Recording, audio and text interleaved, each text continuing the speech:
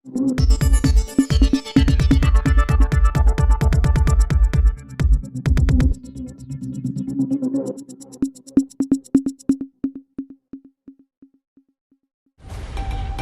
मैं हूँ आपके साथ सिमरन बेदी। आप देख रहे हैं सर्कल न्यूज भारत। आइए एक नजर कुछ खास खबर की ओर।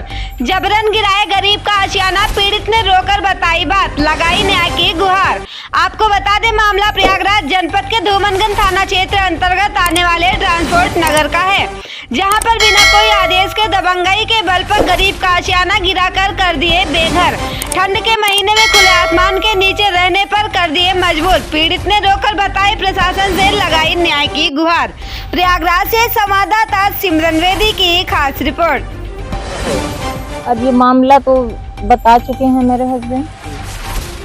उसके बाद यहाँ कोई नहीं था, मैं अकेली थी, मैं अपने रूम में थी। बोल आए, पूरा सामान निकाल के फेंक दिए।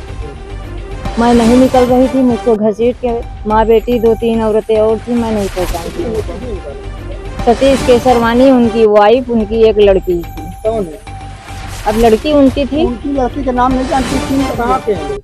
ये लोग रहने वाले हैं, सुनने में आया है कि खागा के हैं। अब बाकी कहाँ रहते हैं मैं नहीं जानती। यहाँ बनिया वर्ग ज्यादा है सर। यहाँ आपने क्या उनसे बोला जब आप मैं नहीं निकल रही थी, वहीं बैठ गई तो मेरे हाथ पकड़ के खींच के निकाल रही थी। ये देखिए, मेरे यहाँ निकल गया था, खून निकल आया, यहाँ खून निकल आया था। क्यों निकाल रहे? निकालने लगा कमरा तोड़ने के कमरा लिए। तोड़ना तो बोल तो डाले सर, वही कमरा तो है, वही सब बोल रहे हैं कि ये मेरा कमरा है, मेरा जमीन है और आपका कहना है कि आपका ये मेरा घर है। अगर उनकी जमीन जहाँ हो लेना, ये तो पूरा मकान है। तो वो अपना घर कैसे बता रहे हैं आप? बोल रहे हैं कि मैंने जमीन लिखवाया है, रजिस्ट्री करवाया है। हम कहे आप जमीन लिखवाई है, यहाँ मकान बना हुआ है, तो आपका यहाँ कैसे हो गया? बिना कोई आदेश का घर तोड़वा दिए। हाँ, बिना कोई आदेश का। जी, शासन प्रशासन से यही चाहती हूँ कि मेरा आशियाना चाहिए वापस। मैं अपने 3 बच्चों को, बूढ़ी सास को लेके कहाँ जाऊंगी? किसके दरवाजे खड़ी होंगी? मैं ठंडी में यहाँ 3 दिन से ठिठुर रही हूँ। क्या अभी किसी भी तरह का डर या भय बना हुआ है? डर है, किस चीज का डर है? कोई मार देगा, 4 गुंडे घुस आएंगे, 10 गुंडे दिन भर यहाँ टहल रहे हैं। यहाँ 24 घंटे खतरा है मेरे लिए, मेरे बच्चों के लिए, मेरे बूढ़ी सास के लिए। शासन प्रशासन से किस तरह न्याय की गुहार लगा रही है? बस मुझको न्याय चाहिए, मेरा मकान चाहिए, मेरे बच्चे सुरक्षित रहे, मेरा परिवार सुरक्षित रहे। किस जगह का मामला है? ये ट्रांसपोर्ट नगर है। हमारा मामला है कि आज हमारा एक महाजन ये कह रहा है, जिसका नाम सतीश केसरवानी है, पूरे परिवार को लेके आया। और एक दिन जब हम ये मकान अपना लैट्रिन बाथरूम सीढ़ी तोड़वाए पीछे की ये इस कमरे में हम लोग सामने देख रहे हैं, आप इसमें रहते थे, जिसको इस समय इसने वीरान कर दिया। और उसके बाद जो है हम बनवाने लगे उसको, तो जैसे ही खुदवाया ये पिलर पड़वाए, वैसे ही वो आ गया और तुरंत कहने लगा कि नहीं ये तो मेरा है, रोक दीजिए, फिर चलिए थाने। उसके बाद हमने काम रोके, थाने गए। थाने वाले ने कहा दोबारा काम मत लगाना। अरे हमने कहा सर क्या मामला है? कहें इनके पास जमीन की रजिस्ट्री है। अरे हमने कहा सर पता कर लीजिए, 2001 में लिए 86 का मकान है, 86 से मकान बना हुआ है, तो इनकी रजिस्ट्री हमने चैलेंज कर दिया कोर्ट में। और जब चैलेंज कर दिया तो ये जब अभी हमने इधर का भाग निकाला, इधर का भाग हमारे भाई मरे तो हमारे भतीजे अलग रहना चाहते थे, तो इधर का हम लोगों ने 20 फुट बेचा। तो 20 फुट का सुनील जायसवाल ने 27 फुट अपनी रजिस्ट्री कराई और 11 लाख मेरा रोके रहा।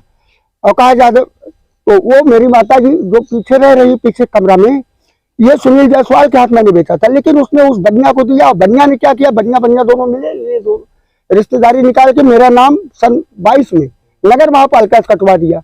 तब मैं एडीए पहुंचा, तो एडीए ने कहा भाई मेरी कोई गलती नहीं, ये पूरा लिखा हुआ है, आप देख लीजिए, ये रखा हुआ है।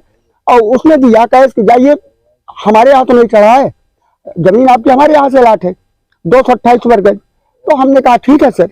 और वो सर आज तक फिर कोई ये फिर आया अभी 3-4 दिन पहले, जबकि एसओ साहब हम लोग को बुलाए, विवाद हो गया तो एसओ साहब बुलाए, तो इंस्पेक्टर धूमनगंज ने कहा कि ऐसा दोनों आदमी सुलहनामा लिखाओ, 2 दिन बाद आओ और सबका पेपर लेके आओ।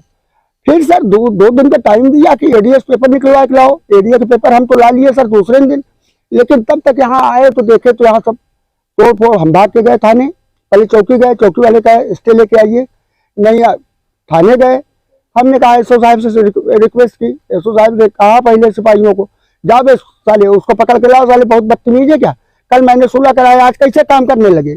उसके बाद जो सर कोई नहीं आया, बड़ी देर में फिर हम गए तो 2 सिपाही आए और यहाँ इसको पकड़ के ले गए गणेश केसरवानी, तो भाग गया, उसकी औरत को उसकी बच्ची को, तो उसको क्या करते 15 मिनट बाद फिर छोड़ दिए और वो फिर 10 ठो लेबर लेके फिर यहाँ आके फिर पूरे तोड़वा दी सर। अब तो हम लोग देख ही रहे हैं, बाकी की स्थिति हम क्या बताएं।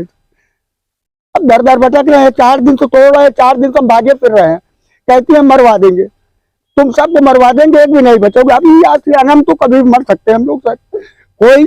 कोई न बाहर ठिकाना न अंदर ठिकाना, बताइए कौन सी स्थिति हम लोग क्या खुद। आपका घर गिर रहा था तो इसमें कोई लोग था? ये हमारी वाइफ थी, तभी तो इनका ये सब कट गया है, फट गया है। के होते हुए ये लोग गिराए हैं? अरे माता जी हमारे धूमंगन थाना चली गई, ये धूमंगन थाना चली गई और हम कचहरी में थे कमिश्नर के यहाँ, और उसी समय ये सब मौका पाए, लड़के इधर उधर चले गए। क्या कहेंगे माननीय मुख्यमंत्री योगी आदित्यनाथ जी से? योगी नाथ से फुल रिक्वेस्ट, वो एक बहुत लोकप्रिय नेता है और हम लोग उनके साथ मतलब जितना भाजपा से हम लोग 40 साल से जुड़े हुए हैं। अगर वो नहीं चाहेंगे, अगर हम लोग तो सब कुछ चले जाएगा, लेकिन सर कोई बड़ा कांड भी हो सकता है हम लोग के साथ, होगा तो हम लोग भी क्या करेंगे। अब तो जान का पूरे घर के हमारे पूरे 3 बच्चों के हमारी जान का पूर्ण रूप से खतरा है सर। और किसी भी समय सब खुला हुआ है, रात बिरात, ये पैसे वाले हैं, इनके पास साधन है और सब बड़े बड़े लोगों को हाथ ही कोई समय मरवा सकते हैं, इसमें कोई शक नहीं। उन्होंने आपको कोई धमकी दी? अरे रोजे धमकी देते हैं, धमकी क्या बात है, हम डर के मारे रहते हैं, हम तो भागे रहते हैं सुबह शाम तक रात। हमको पूरे परिवार को जान का डर है वकील साहब।